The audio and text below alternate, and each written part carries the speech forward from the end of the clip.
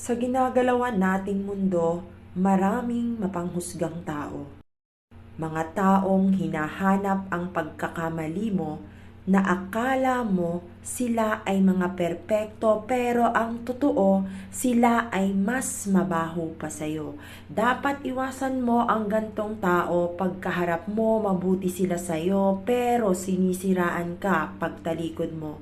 Sila yung mga taong hinihintay kang bumagsak kasi akala nila pag nangyari yun sa'yo, yun ay kanilang ikakaangat. Mga taong kukunin ang simpatsya ng iba para magmukha kang kontrabida at sila ang bida sa ginawa nilang pelikula. Hayaan mo nang sila-sila na lang ang bida at kontrabida kahit ikaw ay isa lang na hamak na extra.